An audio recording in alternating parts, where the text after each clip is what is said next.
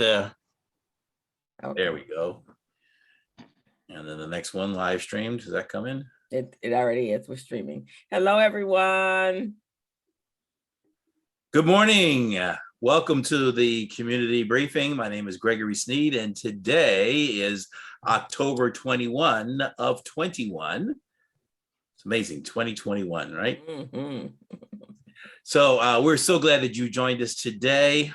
Our guest is Mr. Bryce Fluellen, and he's going to be sharing some business / culinary ideas and business opportunities with us in just a moment. A little bit about me and my business. I've been in financial services for a little over 40 years. My company name is Lifesaver Financial Services, and I help my clients feel better about their money, because I believe that when you feel better about your money, you feel better about your life. I offer financial coaching, financial literacy training, life insurance, and long-term care. I'll put my information in the chat box and would love to hear from you and provide some services to you in the financial area. Now, our queen of our community briefing, Ms. Crystal Mitchell. Good morning, everyone. Thank you for coming out. Glad to have you. Every week we grow, and that's awesome. We want to bring everybody on so you can meet all these amazing people that just reside in our own community and they look like us. That's pretty cool. I'm Crystal Mitchell. I am the co-director of Recycling Black Dollars, as well as I am managing my own company called Mitchell Business Solutions. I host a couple other shows, Business Zone with Crystal and Gilbert, that broadcast live every Friday afternoon at 3 o'clock, as well as Conversations on the Patio. We talk about everything that it requires for us to retire. Imagine that, retiring, especially those of us that are entrepreneurial, when we probably didn't think that was even going to happen. But anyway, so that's what we talk about. This platform is for not just us, it's for you. It's your platform to come out to meet our leaders and stakeholders that are doing some amazing things in our community. And this is your opportunity to sit down, have a conversation with them, ask them questions, comment, and get to know them. And then it's also a platform to network within our community. So as co-director of Recycling Black Dollars, I would be remiss if I tell you that you're not supposed to be supporting each other to make our community stronger. This platform is sponsored by Recycling Black Dollars and the BBA, and it is brought to you every week at 11 a.m. So we want to thank you guys for coming out, and go out and tell a friend and just keep coming back. And we have a great speaker today. And with that, Stephen, you're going to come in at the end as usual. Okay, Stephen's looking like Santa today. like Black Santa. There you go. And I'll turn it back over to Greg Sneed. All right, fantastic. So today, our guest speaker is Mr. Bryce Fluellen, and he is joining us. He is currently the executive director and social equity franchises in charge of social equity franchises at EveryTable, and he's going to be telling us about what that is.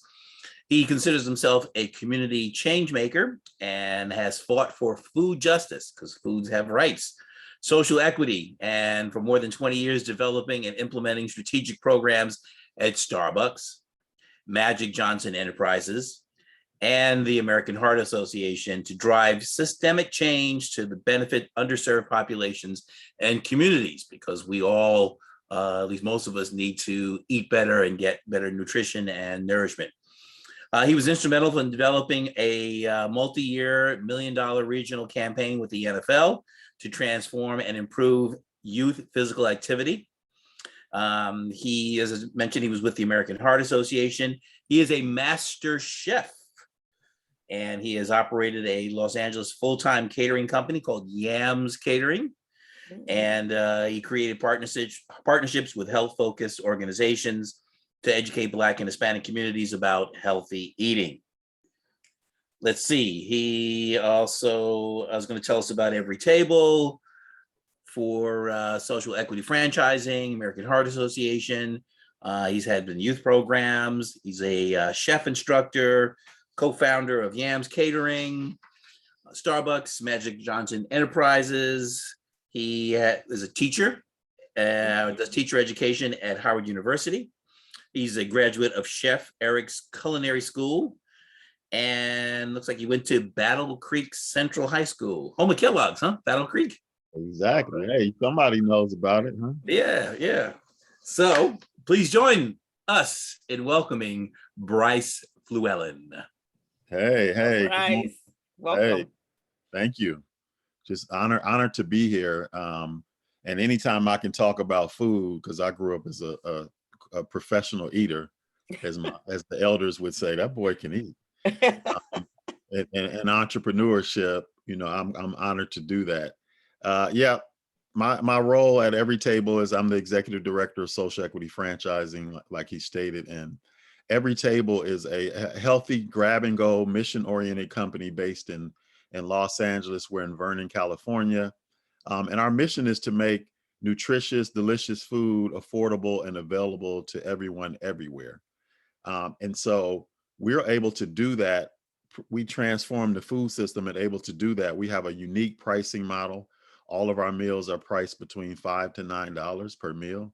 And they are freshly made every day. I started with EveryTable in this role about a year and a month ago. And the impetus of EveryTable, our founder, CEO, Sam Polk, who's originally from Glendale, worked on Wall Street for a number of years and came back about 10 years ago to LA, and really wanted to do something purpose driven. He started a nonprofit called Feast, which was to help provide nutrition education for community members within South and East LA, to really get at and help support people not only around learning how to cook healthier, but also what are the other elements that can help you be able to lead a healthier lifestyle. And within that, what he found is what I found in my work over the last 15 to 20 years in South LA, that many of the participants would say, hey, we work 2 to 3 jobs, we're busy, everything around us is fast food, McDonald's, churches. There's not a lot of access to food, to healthy food, and the food that is around us, the price point is right within our budget. But if somebody could create something that was healthier and it was a greater alternative and it was grab and go, we would actually, utilize that model. And so there was birthed EveryTable in 2013, the first location, 2016, excuse me. The first location is located off of Hoover and 23rd. And then year to date, we have 12 locations throughout South LA. We just opened one in Azusa and one in Monterey Park, last couple of weeks. And we are on track to open another additional 32 by the end of next year. So we'll have a pretty expansive footprint here in Los Angeles. And then we're set to go to New York early next year as well. So what's unique and how did we crack that code? All of our food is made and prepared in a centralized kitchen. So we have centralized production within Vernon. We have a 30,000 square foot facility. And so our food is made fresh every day there. It's packaged there. We have our own fleet of refrigerated trucks, so we control our distribution. And so those savings that we're able to get within controlling all of that process, we pass on to our consumer. So some of the meals that you're going to get, like we just did a collaboration meal in February with Post and Bean, which is one of my favorite restaurants, Black-owned restaurants in LA, over near Baldwin Hills Crenshaw Mall. We did a collab meal with them, a Creole chicken, Creole gravy and roasted chicken, collard green, red beans and rice meal. That if you sit down and Post and Bean, that meal is probably going to be about $23, $24. That meal is $6.75. It could feed probably about 2 to 3 people.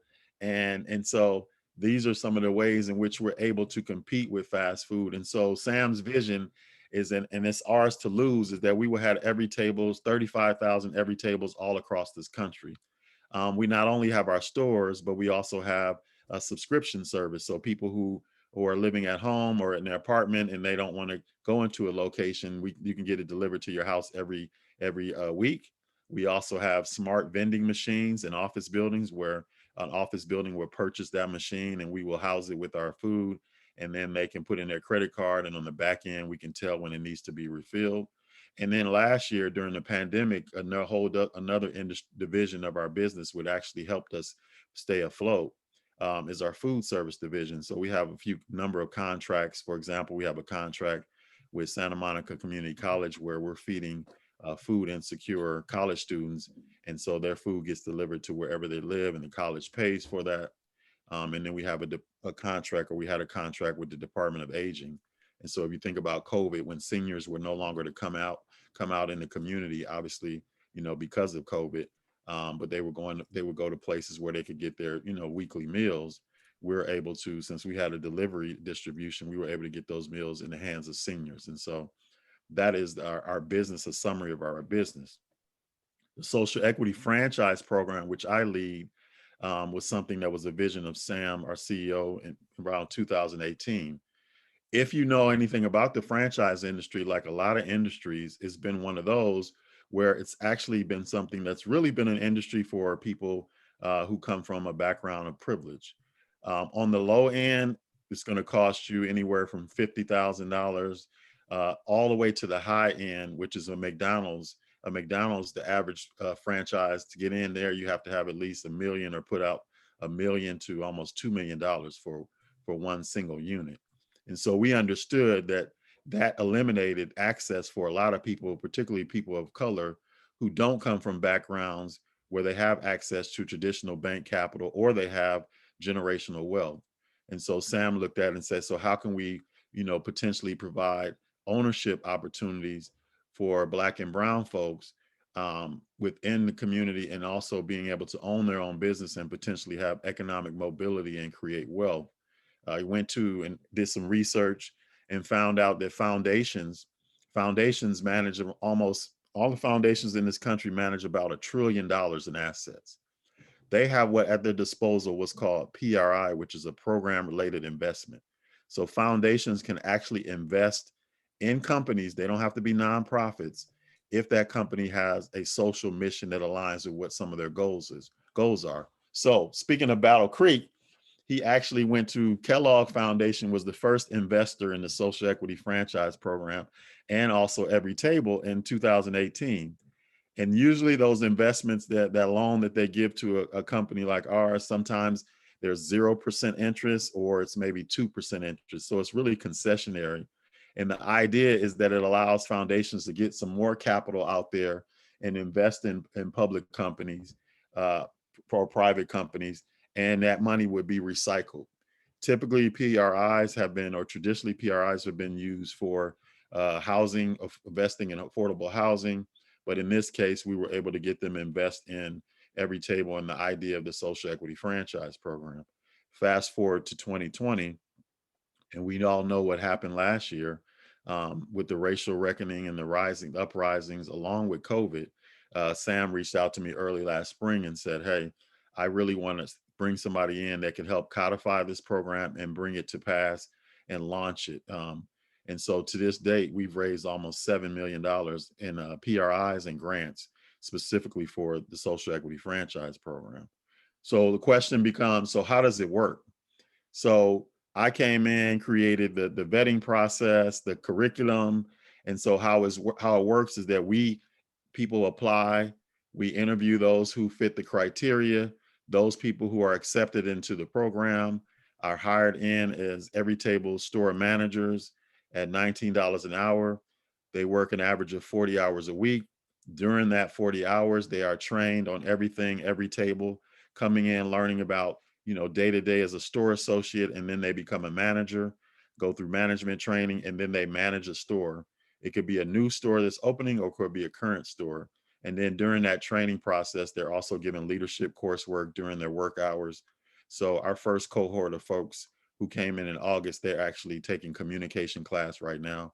This is their final day tonight. They actually learn how to present a public a speech, how to do a persuasive speech or a motivational speech, but also how to talk outside of the four walls as you become a business owner. How do you step outside of those four walls and sell your business? Training is anywhere between 8 to 12 months. The reason why there's that gap is that some people who will be in the program will be internal people who are already managers, so their track will be a little bit shorter. And then we also allow a cushion because some stores, the construction could be delayed, And so you may not be able to own a store, you know, within until like 8-12 months. And so if once you go through training and you go through training successfully, there are stages throughout it. At the final stage, you go through an interview with our franchise committee, myself, and our CEO, Sam. And if that interview is successful, along with everything you've done throughout that 8 to 12 months, then you are granted the opportunity to have a franchise. You sign on to an agreement, a franchise agreement. And then also you sign on to a promissory note. And so we open the stores, we use that capital from the foundations. So our average cost for a store is between 250,000 to 300,000. And then you sign on to pay that back over 5 years, only when the store starts to become profitable. So if the store does not have a profit, you do not start paying that loan back. Once that store becomes profitable, you pay it over 5 years. The payments are non-linear, meaning they're very small the first year, and then they start to grow. As the idea is, as the revenue grows, then your payments grow. Once you pay it off, you own that store outright, and any profitability or liability comes into your hands. So it's estimated, and these are estimates that with our model, you should be making about 6 figures, low 6 figures within the 3rd or 4th year if everything goes right. And then that can continue to grow. There's also an opportunity to own multiple franchises. I think with our model, because we don't have any kitchens in the store, for those people who are in the restaurant industry or have been in the industry for years and have the battle scars to show. I know I got burn marks on my arms from working in kitchens behind stoves. You don't have to do any of that. All the food comes prepared every day. So basically you have the opportunity to, one, obviously manage the business, inventory, sales, customer service, but really step out and be that concierge and really interact with people because you're not behind a stove. You don't have to prep any food, et cetera. So I feel like somebody who's a strong operator could own multiple EveryTable stores. And then the last thing I'll share is that, you know, our vision is that the majority of our stores going forward, 90% or more, would be social equity franchise locations, meaning that they would be owned by Black and brown people. And so we're really excited about this model. We feel like it's innovative, it's transformative, and we really just need, you know, we need candidates, we need people to apply. We currently have 6 people, like I said, who are in the program, and we're looking to get another 10 by the end of the year.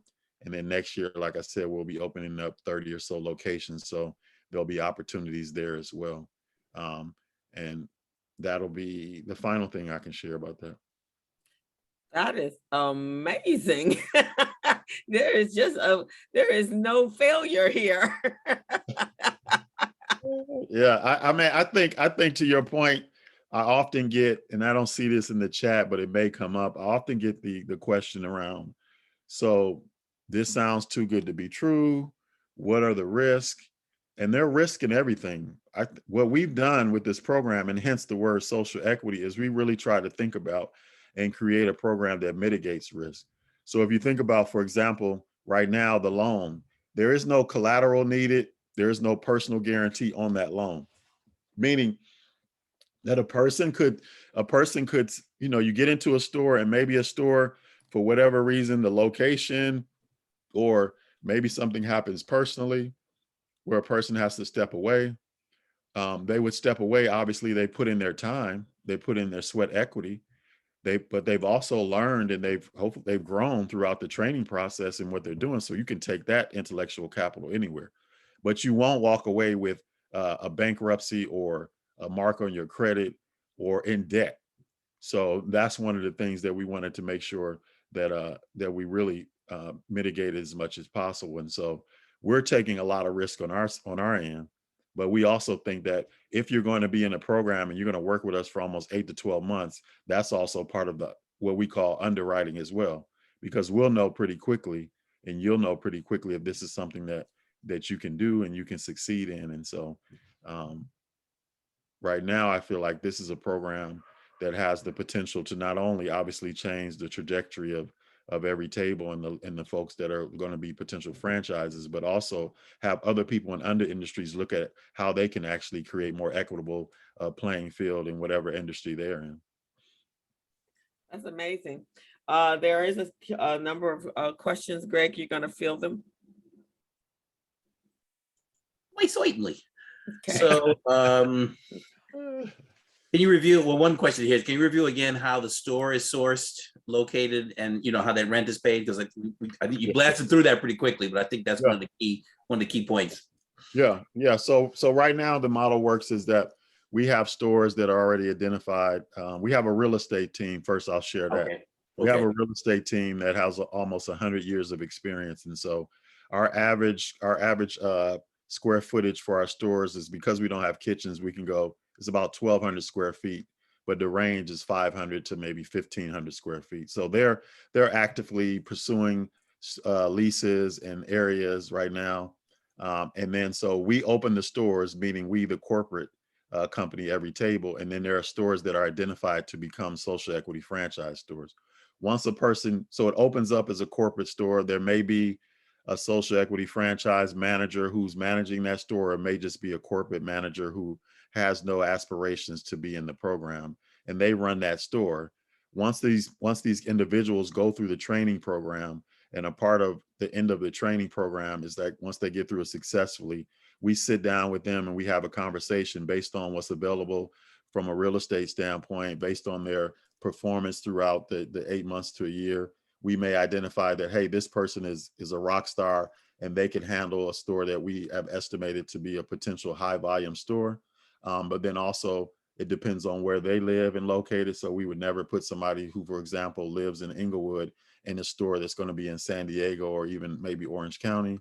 So we talk about that. We talk about the work that they've done in the community that they may have connected with in their store that they're in currently, and then make an assessment based on that, on which store would be handed over to them. They're a part of that process. We're also hired a outside legal counsel that can go through all the agreements with them. So that's going to be maybe a 3 to 4 week process. So we have outside legal counsel that they can take on to help them look through the agreements, look through the promissory note, make sure they understand everything that they're signing on to. And then the rent, so until they get into a store, the rent is paid by us. And then once that store is handed over to them, there's a cushion in there to pay rent for a few months or so, but then also the rent would be paid and everything would be paid through the revenues through the store. Wow. Pretty This cool. is absolutely amazing, especially someone that has an entrepreneurial spirit but doesn't have all the means and the resources to go out and start their own business, especially in the food industry, because that's a tough industry. Yeah, it is almost too good to be true, Bryce. I know there must be some kind of catch somewhere. Yeah, I mean, to that question, the only catch is, like I said, is people say, I get a lot of what ifs. Like, what if the store doesn't perform well? If it has nothing to do with the operator, then we'll cross that bridge and be able to talk and say, okay, well, maybe there's another store coming up that we can put you into. So those are the things. But as far as like any catch right now, like I said, there's no personal guarantee on the loan. There's no collateral needed up front. It's really to provide opportunities for people to be economically mobile who haven't had that and create wealth. Of course, there are no guarantees, like with anything. Like you could get into a situation where a store is expected to perform a certain way, and let's say that out of the blue, construction comes down the pipeline and blocks the street that your store is at for a whole 6 months and mitigates your sales. Those type of situations, we'll work together to rectify those. And so this was really to get at, I mean, our whole company, like I spoke to really quick earlier, we're a public benefit corporation, so which is a social, and we have a social mission. And so we're actually required, and our whole ethos is around equity, and we're creating a more equitable food system. So if you understand and you live in communities that people always say, well, people should eat healthier. It's a choice thing. But I was like, well, everything around you is fast food, a liquor store, or junk. Your choices are limited. And so we feel like food and healthy food is a human right, and everyone should have access and be able to afford it. It shouldn't be a luxury product, particularly when you look at some of the diseases that are running rampant, preventable diseases that run rampant in our communities: high blood pressure, type 2 diabetes, stress. All of these things are can be mitigated through diet, right? and access to a healthier diet. And so we look at the franchise system the same way. I mean, on the low end, people say $50,000. $50,000 is a lot of money. I never had anybody in my family that could just give me $50,000 to open a business. So, and then if you think about McDonald's, even though it's provided pathways for a lot of folks, it's $1 million, 1.5 to $2 million is a lot of money. And the fact of the matter is, if it doesn't work out, in that case, you don't get that 1.5 to $2 million back, right? So we're doing something that is non-traditional, but it's really to get at and get people to be economically mobile and create wealth and savings. And so my vision is that what I look at as success is that when the folks who come into the program get to that point, and it's not going, and I say that it's not easy. So it's not a get rich scheme. Franchising and owning a business, as all of you on this call probably know, you're entrepreneurs, is a journey. And can be a very difficult journey, but we're trying to provide the tools and resources to make sure we get people to success. But there is nothing guaranteed in life. Couple of questions, and Michael and Danny, I see your hands raised, so we'll get to you just in a moment. What's the projected gross and net income of a franchise owner after about 1 year? Yeah, that's a great question. I can't provide that from a legal perspective at this point, because the way the industry works is that you don't want to guarantee anything to anybody. And it's created the regulations are created to protect potential franchisees. What I can say is that in about probably the end of the year, we will have projections that'll be in our documentation. So what that documentation is called, and you can actually look it up and access it right now, it's called FDD, which is a franchise disclosure document. It spells out everything about our franchise program. And so we're working with the legal team to add in projections from our corporate stores over the last couple of years.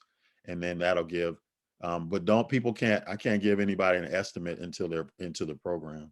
Understand. Legally. So what I say is that, and a lot of people, and McDonald's and places are like that. They do the same thing. So what the difference is in McDonald's, because there's so many, people can go in and maybe talk to an owner, and that owner may give you some insight. But I always tell people kind of do some research, try to talk to other folks that may have a similar model. And then that way you kind of get some more information. But we'll have kind of a projections from our corporate stores probably by the end of the year. That'll be something that people can access through the FDD. Cool. One of our guests is disappointed you didn't bring any samples. Visual set. I'll get to that in a minute. Is there any training on the culinary side? Yeah, well, so limited. Since you don't have to cook food. So what we do as part of our training is that each cohort and each individual gets to go into our commissary, which is in Vernon, and interact with the different leadership in there, and really kind of learn holistically how the model works, but then also be able to apply that to and how that impacts the store. So you get to spend time with our VP of culinary and all the folks who make the recipes and create the recipes, production team, those are the people who cook the food, our logistics team, the people that deliver it. We also have a system optimization team. So we have folks looking at every area of the business and how we can optimize, from looking at a recipe and saying, okay, what steps can we maybe lower to cut so we can make sure the food is getting out quicker. Our sourcing team, right now we have a VP of supply chain who's working on a program that would really, so we can begin to have a number of contracts with Black and brown farmers and growers, and really support those who have traditionally and systematically been shut out of that industry. So that training is a part, you get to spend time with those folks.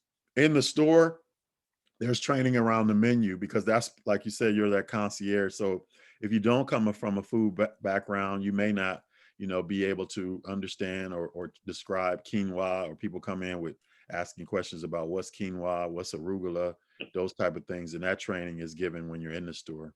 Cool. So, yeah. This question is from Danny. Is that what your hand was raised? Is training offered at non-traditional times or evenings? So that training, what's the commitment for the participant?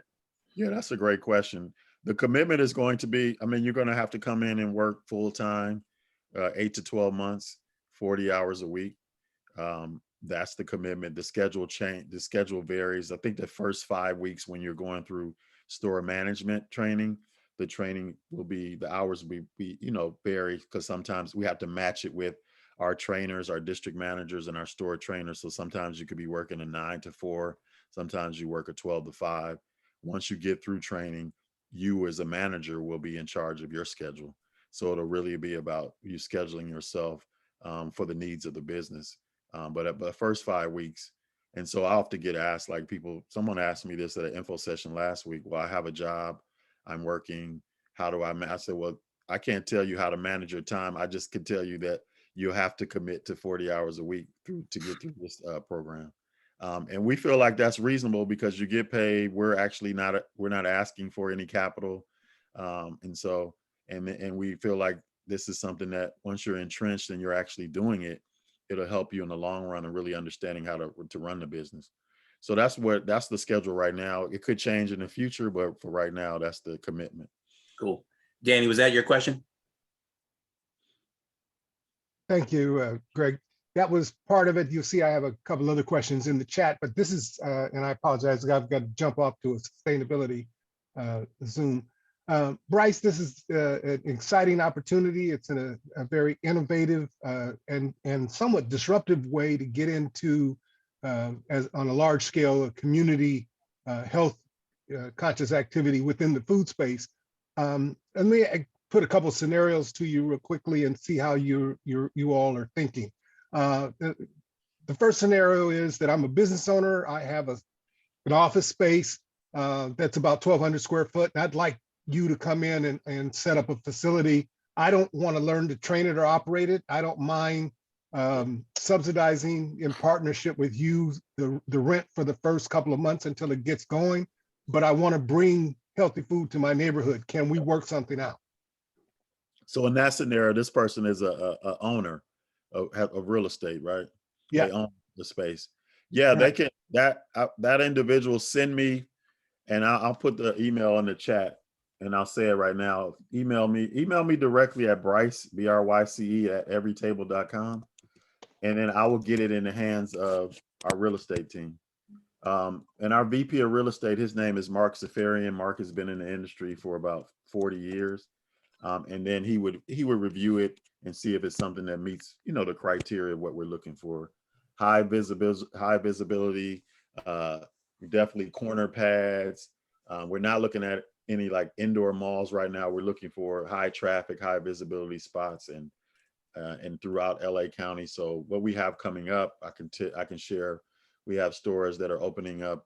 We just opened one in Azusa near Azusa Pacific. We just opened up one a couple of days ago in Monterey Park. We have a store coming up in Northridge, about 2 miles from Cal State Northridge. We also have a store opening up in Inglewood that's coming up.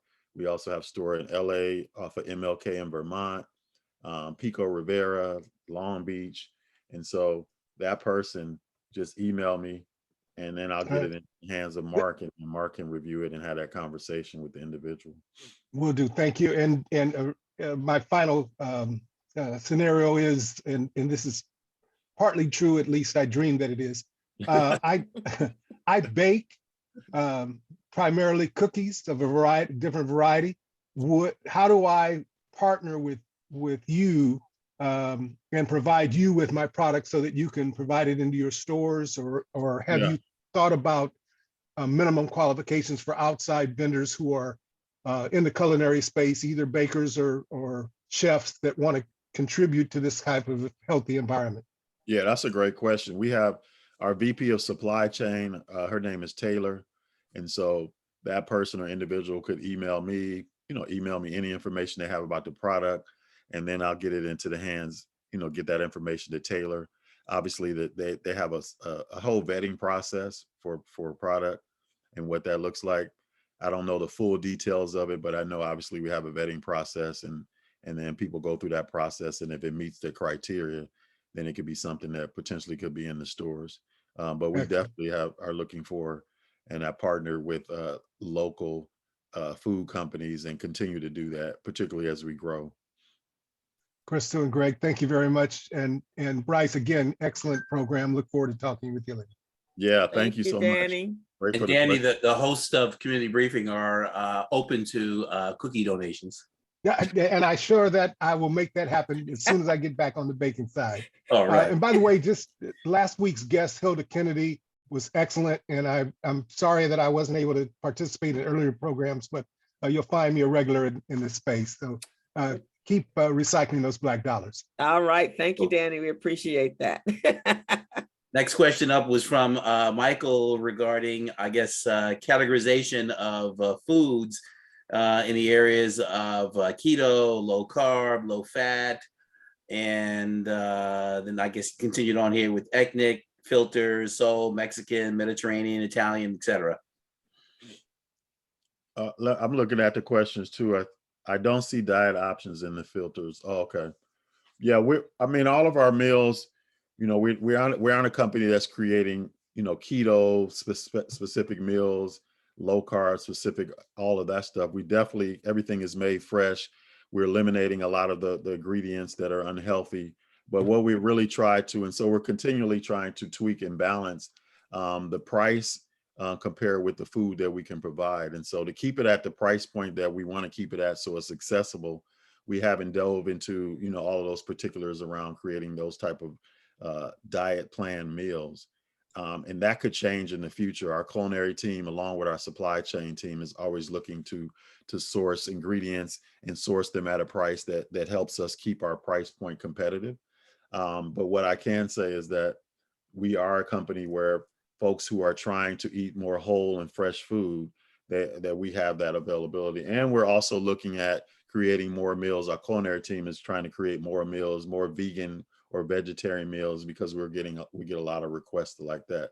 And so as we grow as a company, those things will, you know, improve and change. I know that we also have a special program that we're looking to work with the medical community around medically tailored meals that'll be specific for folks who are around health plans. That's a pilot program that's set to launch sometime next year. But it was really about how do we just create an opportunity for more people to have fresh, low processed meals at a price point that's in competition with fast food. And so as we grow as a company and open up more stores, obviously we're actually in the middle of our Series C capital raise the end of this year, and raise more capital, then we'll look into providing those, maybe getting into those diet plans, but we haven't done that yet. Yeah, it's tough to be everything for everybody.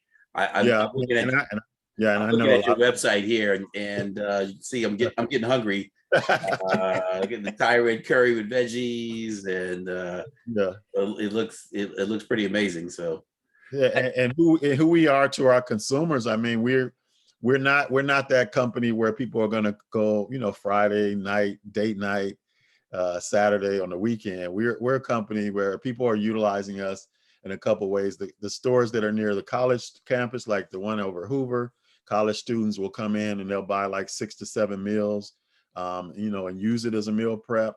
I've had mothers, you know, when I was doing the training, I had a lot of, you know, mothers with young kids who would come in, and she's like, everybody hates this question in their household. What are we eating? Somebody, well, I don't know. What do you want? I don't know what you want. So we're that type of meal during the week where you have your meals in the evening. You can just pull it out, put it in the microwave or on the oven. During lunchtime, you're working, you know, we're all busy on the computer and stuff like that. You can pull a salad out. And so, you know, during the week that all of your meals are going to be a lot healthier and you don't have to think about it. So that's kind of been our sweet spot. And then in the evening time during the week, like I said, like if you look at the salmon meal that we have, the trap curry kitchen, the Creole chicken, those are meals that you can have for dinner where you don't have to have your kids asking you 100 times what's for dinner. And know they're eating something healthier. I live in Windsor Hills. Where's the closest one? Because I need lunch today. Yeah. And can I do Post and Beam or Grubhub? I'm glad you asked. We're right inside the Baldwin Hills Crenshaw Mall. Oh, wait, I saw you guys. Yeah, in the food court, right? All right, okay. down there between meetings. Yeah, go over there, and Crystal, tell Dorcia, who's the manager there, that, you know, I sent you. Oh, for sure. My goodness, this solves a whole lot of problems of me not eating until late at night. Exactly. And Michael, did we cover your question? Oh, go ahead. Okay, I'm sorry. cool. All right. I was just I see you still had your hand up. So okay. Crystal, you had something? There was a couple questions here. How can someone become part of your culinary team? I think you may have answered that question with Danny, unless there's something different. I think Danny, he may come a part of the team. Email me, Danny, and I will put you in contact with production and culinary. Okay, so that was Manetta Williams. There's another question. This is definitely a franchise, right? Yeah. It's Okay. about right now, we don't have any franchise owners. We have 6 people in the program that are our first cohort that started in August. So their estimation, if timing goes right, they would be owners in June of next year. We're currently, like I said, I'm really currently recruiting really hard for another 10. And so if folks want to apply, they go to everytable.com and go to EveryTable University, and the application is there. And then we're estimated to open 32 stores here in LA next year. And so I'll be hiring, the application process will be open for a while. Someone asked how many people can be, somebody asked how many participants are in the current cohort. 6, 4 internal, meaning folks that have been managers with us for a couple years, some of them as long as 4 years, who stepped forth and interviewed for the program. And then the other 2 are external, meaning that they were hired from outside. We have a couple of recruitment partners, community-based organizations. And so I just think, Crystal, the main thing that's been a challenge over the last 3 months or so is just getting applications in. We had a number of people applying earlier this year. In the spring, we launched the application in late March.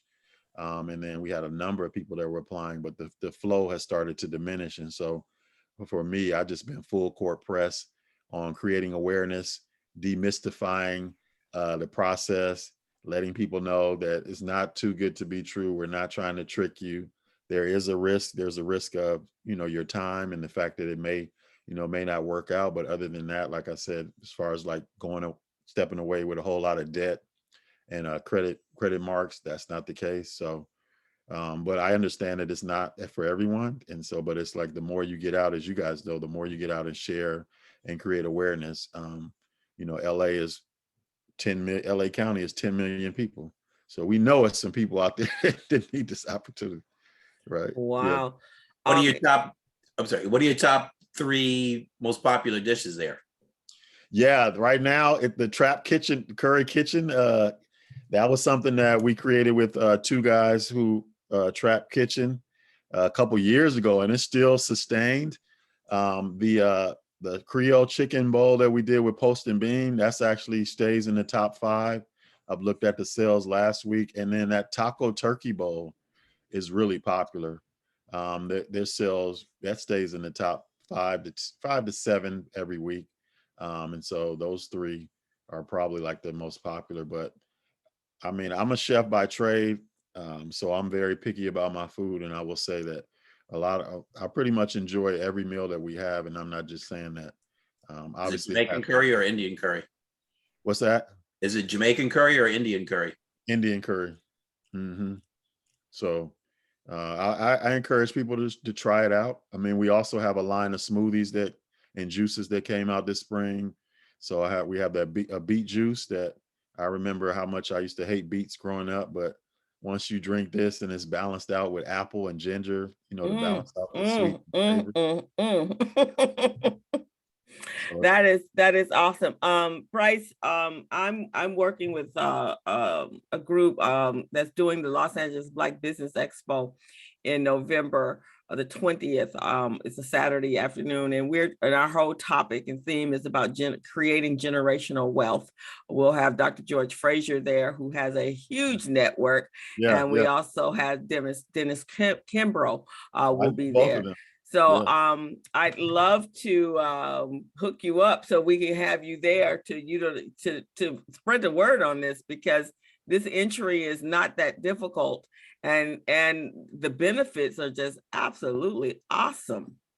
Yeah, I'm there. I'm putting it on my calendar. All I need is the invite and the time. I will reach out to you and get you all the information, so that, because we got to, what you're doing is what has to happen with our community, is changing our, providing opportunities that can really help us create that generational wealth. Yeah, yeah, and putting people, like you said, people who haven't had that opportunity, right? I mean, everybody in the program now, they all come from different backgrounds, but one of the things that they universally, all 6 of them say, is like, I never thought that this would be something that I would have the opportunity to participate in or even dreamed about, right? So Right. it's really about, hey, so now how do we, and my constant conversation with people is, and the candidates, is that this is something that you are worthy, and you can do it. Doesn't mean that it's going to be easy. So I always want people to understand that, because entrepreneurship over the last decade or so, in a lot of ways, has been marketed as so sexy, and we only hear about all the success. But everyone who's been an entrepreneur knows how hard it can be, and it can be a lonely road. And so a part of it is that we're coming as a staff. My role, I have conversations with each candidate every other week. We have leadership sessions. And so our role is that everyone here on this team at EveryTable is here to support in the success of each individual. So they're not doing it alone.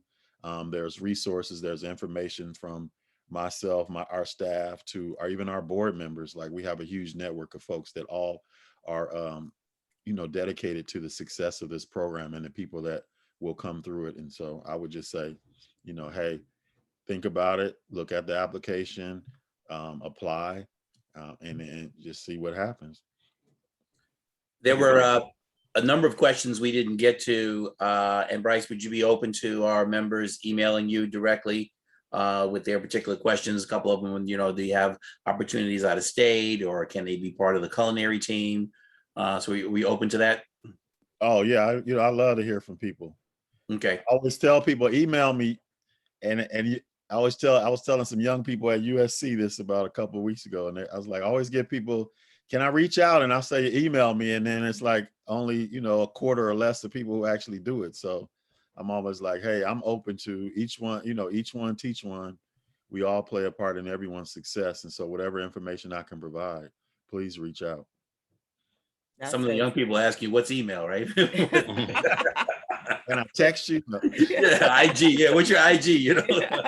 I know Bryce. Bryce, I know we're coming to the end, but we're fortunate from Pacific Coast Regional to have Ms. Beard on the line.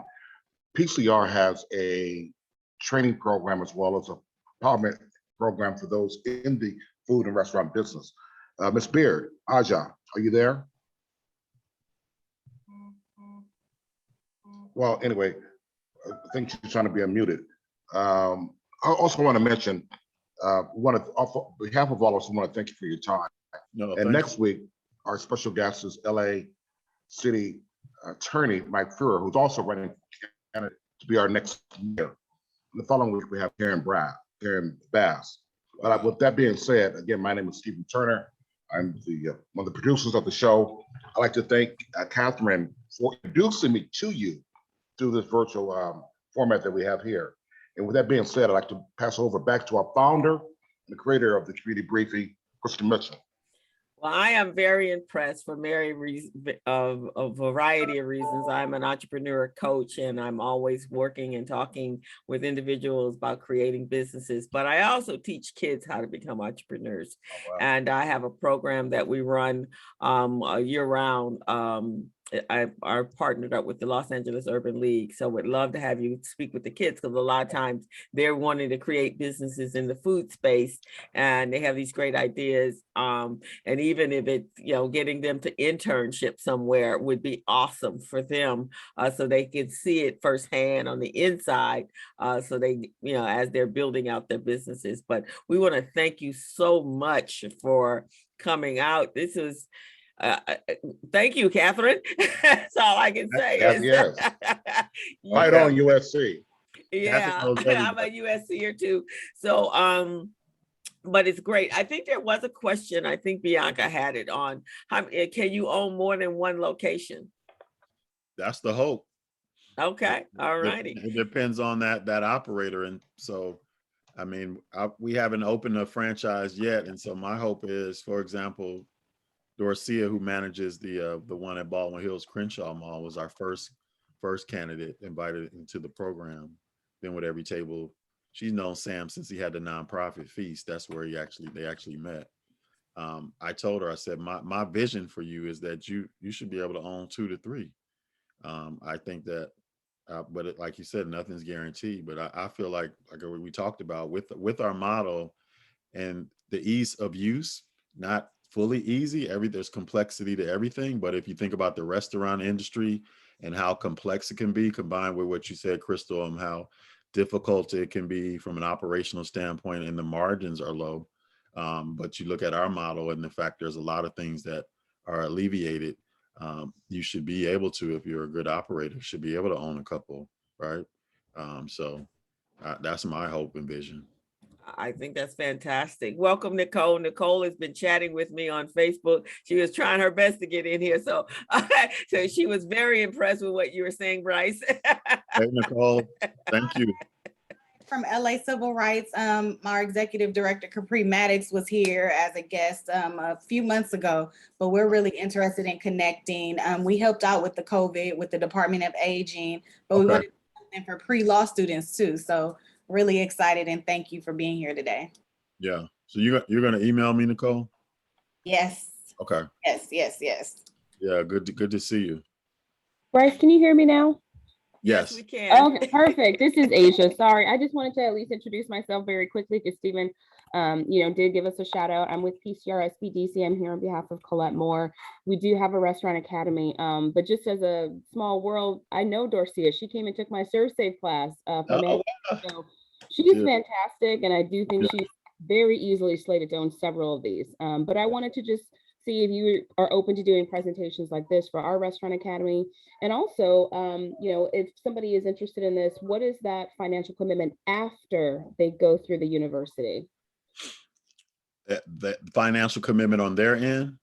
Right, only because I work with a lot of franchise models, so there's usually some upfront costs, and I apologize, I came in late, so I don't know okay, got it. Already. Yeah, thank you for sharing that, Asia, and thanks for asking the question. What I was saying earlier, so once you become a franchisee, or before you become a franchisee, you sign on to franchise agreement, which spells out everything as far as our brand and how you have to operate. And then there's also a promissory note. And so I was saying earlier, our build out costs, which if you're not familiar, build out just means the construction of a store, a location, everything that's in it is an average of $250,000 to $300,000, which is really low when you look at the industry. And so that is low. That is low. So that's great. You sign on to pay that back over 5 years. But what I was saying is that what the terms are now is that those payments don't kick in until the store reaches profitability. So if your store isn't profitable, then you're not starting to pay that loan back. And right now the interest rate is 8%. So 8%, and then those payments, once they kick in, let's say year 3, you start to become profitable. The payments are non-linear. So the first year payment is really low. And then the idea is that the revenue grows for the store, then your payments increase. And so once you pay that off, you own the store outright. I will say, which I didn't share with everybody, right now, EveryTable is on the master lease, and then folks will be subleasing from us. So we don't own any buildings, we're leasing and renting. We looked at models, we spent a lot of time looking at, could we get folks to be on the lease themselves and be able to have that opportunity. But what we ran into from our real estate attorney and from a lot of is that, hey, with folks who don't have any collateral or coming from the backgrounds that we're recruiting from, it's literally impossible for a landlord that would sign, have somebody sign on as the master lease onto the lease without any of that experience or any of that collateral or credit. So we're signed on to the lease, and then they will pay, that rent comes through us, and then we pay the landlord. And then once the loan is paid off, then any profitability or liability is into the hands of the franchisee, which is typical with any franchise model. But as far as out of pocket, nothing out of pocket right now. That You is got anything awesome. coming into Inglewood? What's that? You have anything coming into Inglewood? Yeah, we have a store on Hawthorne Boulevard. It keeps getting pushed back. It was supposed to open up December 2nd. Now I looked at the real estate report, it's pushed to February. So a lot of city departments, as you know, a lot of city departments are behind because of COVID and the capacity that they had. So Hawthorne, I forgot the exact address, but off of Hawthorne Boulevard. Well, this has been absolutely fantastic. Thank you so much, Bryce. This was enlightening today, and we do appreciate you. There's a lot of raving reviews both online and here in this platform. So you guys definitely, if you have more information or want more information, please contact him. His contact information is in the chat. There's some other great information in the chat as well. So if you click those 3 dots, you can actually save that yourself onto your computer. There's a couple announcements. This Saturday at Leimert Park, that happened in African Town. They're having their first annual film festival. Short films from a number of talented individuals. So mask up, vaccinate up, and go over there and visit them. And also the Black Women's Network. Yeah, they're having their self-care event this weekend. So you may have, I sent out a blast for Recycling Black Dollars. It should have gone out this morning. So if you're in our database, you will have gotten that. Actually, Michelle Moore-Barrell, if you can say a quick little something about it, and then we're going to wrap up for the day. Hello, everyone. Michelle Moore-Bell from Black Women's Network. This is our 42nd year of Black Women's Network. This is an annual sellout event, and you can get your ticket on Eventbrite. Tickets are only $20, and you want to be in the room. It's all about self-care. We will honor Judge Maybelline, and I invite you to attend. If you have any questions, feel free to contact me. Everything is in the chat. Thank you. All righty. And our Dina, I think you put something in there. Dina is having an event this weekend as well. So support each other, guys. Each one support one. We'll definitely create our generational wealth and wealth in our community if we're all supporting one another. So take advantage of that. If you didn't put your information in the chat room, please do. And we will see you guys next week with Mike Ferrer, this LA City Attorney, and then after that, hopefully we will have Karen Bass the following week in November. So go tell everyone, as Stephen put in the chat room, we take donations to keep this wonderful platform going on. So if you support it and enjoy here, go out and tell everyone. We would love to have this to be just a bunch of faces, maybe 100 faces here with some more incredible people. Thank you, Bryce, for sharing this amazing opportunity. Please come back. And then I'm going to be reaching out to you for those 2 opportunities, that's for the kids and also for the Black Expo. Okay. So thank you so much. Stephen, anything further? All righty. We will see you guys next week. Have a fantastic week. Be safe. We're still in the pandemic. Mask up and get your booster shots now. And there's also in the chat room the update on the vaccines. Michael Browning put it in there. So click that to get information. Thank you, guys.